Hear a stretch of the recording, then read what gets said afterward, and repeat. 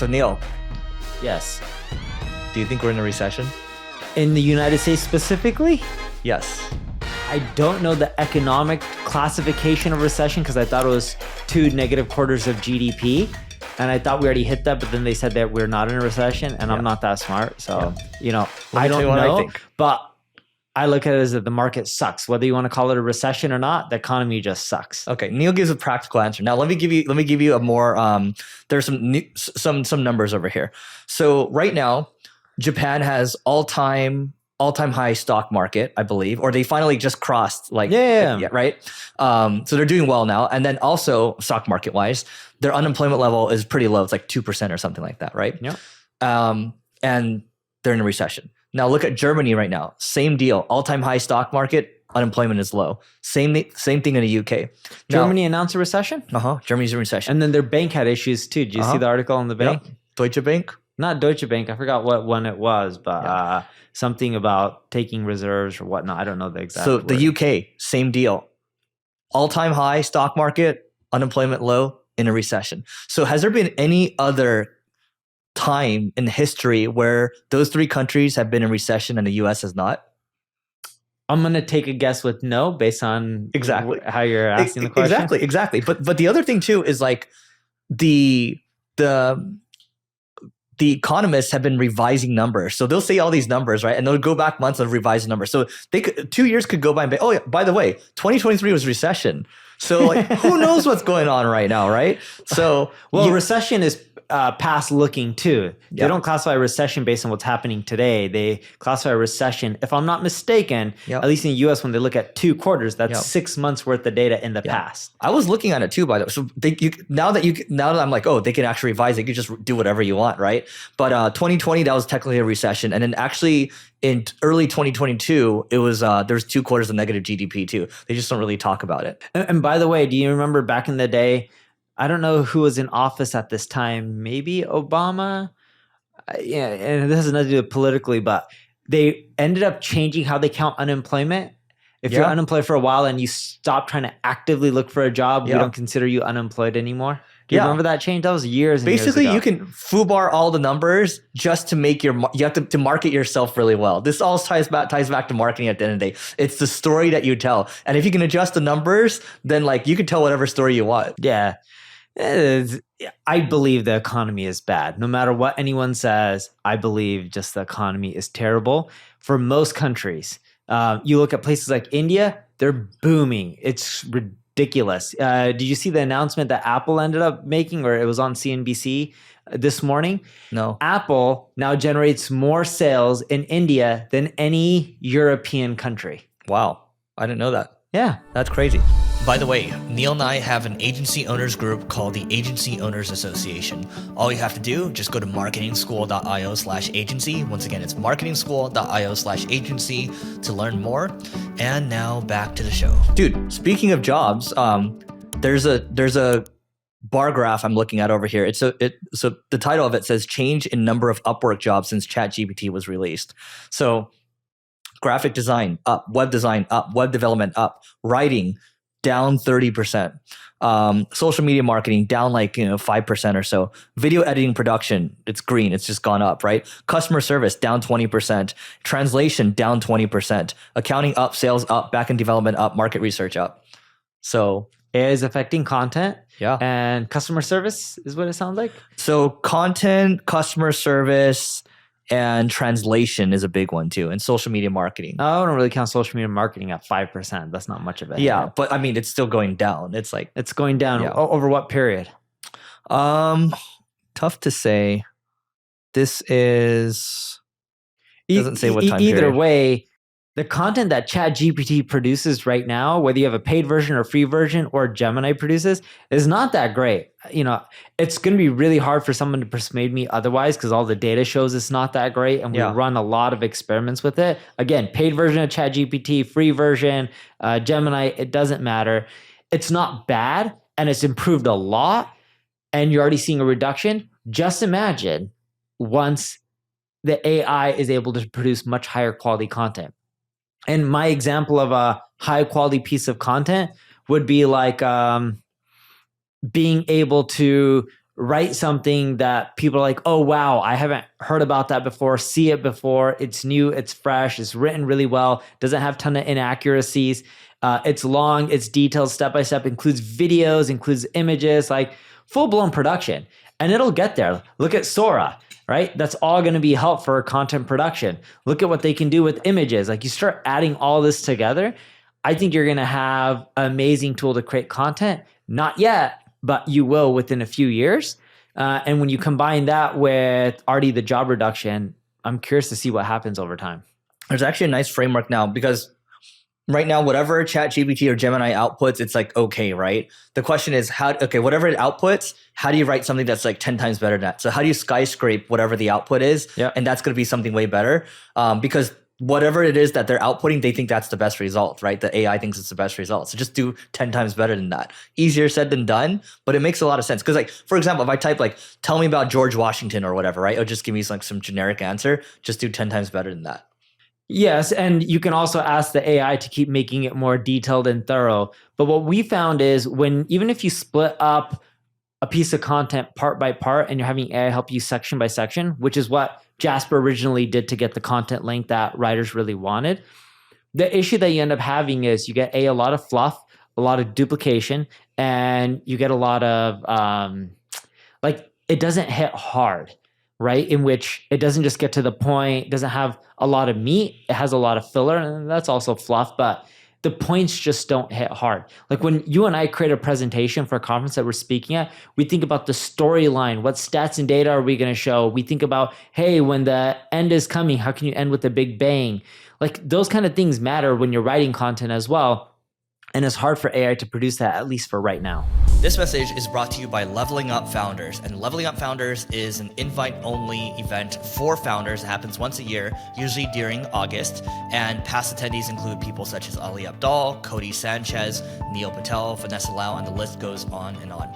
And ultimately, it comes down to the quality of the group of the people. We tried to keep the group high caliber. That's why it's invite only. So if you are a founder at the top of your game, you can go to levelingup.com/founders to learn more about it. And then you can apply and we'll see you on the other side. I did a co-webinar with Nathan Latka's Founder Path yesterday. Okay. And how'd that go? He set it up really well. It's probably the best webinar setup I've seen. And so it basically drove like, I think 40 or 50 leads for us, which is great. And then maybe 4 or 5 of them were MQLs, were like super qualified to work with us, which is good. There's the business result. But the way it works is you go into it. This guy, you know how Tony Robbins, like when he was doing the virtual ones, he had like screens everywhere. So he had some type of setup like that. And you can see like he's like, everyone, turn your camera on. And then if you don't turn your camera on, I gave Danielle, who's his marketing leader, instructions to remove you from the webinar, right? And there's that's not nice. Why would you want to do that? It's not, but it keeps them there. So you have 320 people on the webinar, which is a good amount of people, okay. Right? And then he like hypes things up and he's like telling a story in the beginning. He's like, I'm going to show you stats on this company over here. Stay to the very end. So he's like hooking you to the end, right? And then he's also asking you questions during the webinar. He's like, hey, tell me what revenue you're at right now. So because his whole thing is like lending money to these companies, right? Tell me what revenue, what are you doing to grow right now? Are you trying to grow right now? So but he's not doing all the questions at once. He'll do one in the beginning, maybe the revenue question, and then like 25% he'll ask another question, 25% he'll ask another question. And then what he did with my section, it was really quick. It was maybe 10 minutes or so, but he was driving it. So I was sharing stuff around like AI assisted content, programmatic SEO. Boom, it moves to the retention.com CEO. He shares a bunch of stuff he's doing on how he's spending like 400 grand a year. Let's back up here. So the webinar was you, Nathan, and me, Nathan, and the retention.com CEO. Okay, and who hosted the webinar? He did, I'm assuming? He hosted the webinar. Yeah. And then you guys, he's not part of retention.com, I'm assuming? No. Okay, so retention.com. You mean as an investor?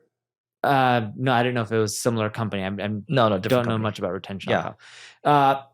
Retention.com, I'm assuming, promoted the webinar? Retention.com promoted the webinar and we promoted the webinar. To your email list. Uh-huh. You guys both on there. You guys Yep. talked for an hour, including Nathan and both you guys. Was it Q&A style or was it presentation style? No, so I only had 10 minutes in there. The retention.com CEO also only had 10 minutes in there. And then Nathan, most of it was him driving stuff, but he kept changing the context and switching things. He was sharing stuff around ClickFunnels. Then he was sharing stuff around, hey, this is a good company to buy. Like what's an example of like stuff with ClickFunnels?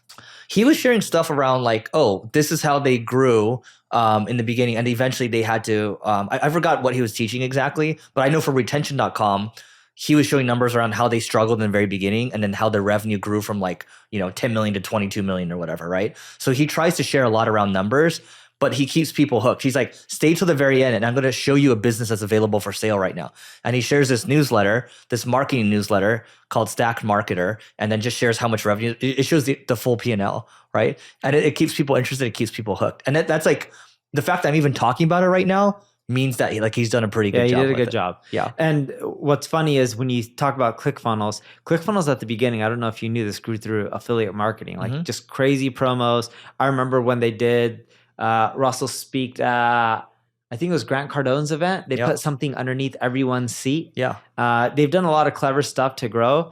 I don't know what they do now, but I'm assuming they slowed it down on the affiliate stuff because I'm assuming those users were churning like crazy. For sure. And actually, this is what he brought up. You just jogged my memory.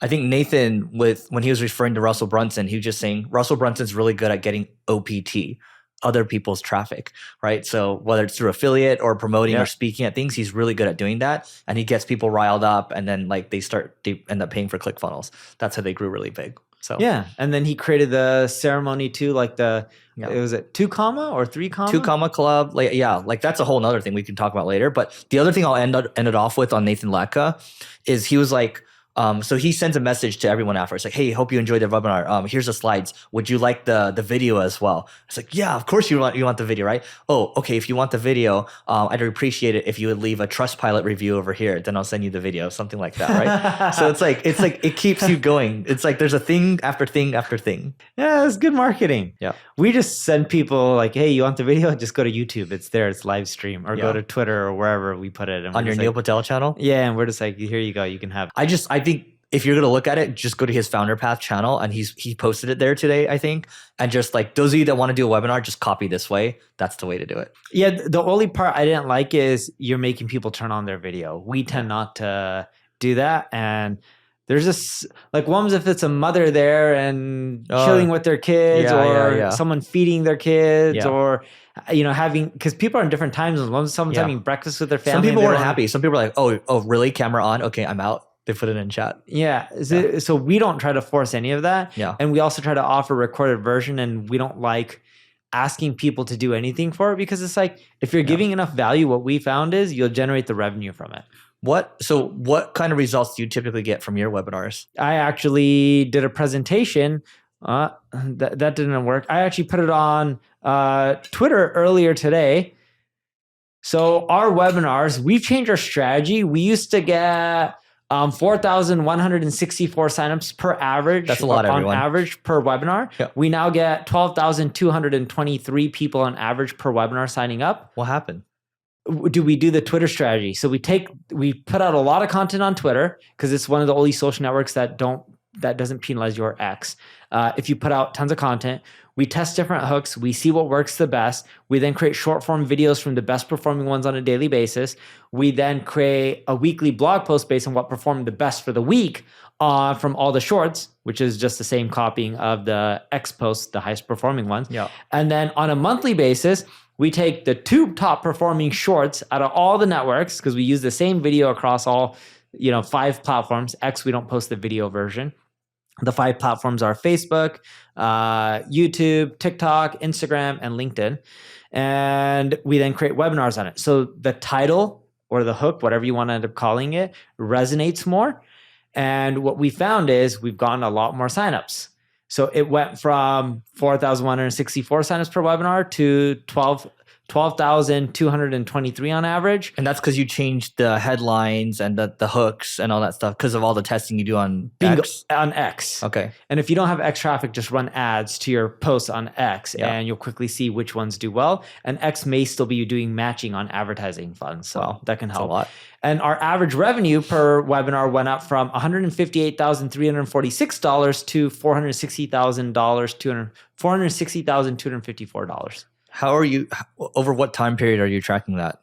Because yours is like, there's a sales cycle, right? Correct. Yeah. 2023 to 2024. But when I say 2023 to 2024, we excluded a month and a half of 2023 that we started doing the new approach. So we moved that in the bucket of 2024. Yeah. Our calendar year for our organization starts in October. Yeah. So because we founded the company in October. So Yeah. even though taxes we file in January, we look at our years from, I forgot, like October 17th or 27th or something like that to the next October. Wait, so that's our 2023 to 2024. Does that make sense? Yeah, no, it makes sense. So what was the revenue again? Per webinar, it went from 158,346 to $460,254. So that's the headline. How Neil Patel makes $460,000 per webinar. It's not really Neil Patel. We got a whole team and they help with the production. How NP Digital makes $464,000 per webinar. And I'm not the only one who presents on there. We have some NP of our Digital. team. That's the headline. Okay, cool. All right. Anyway, that's it for today. We went a little over as well.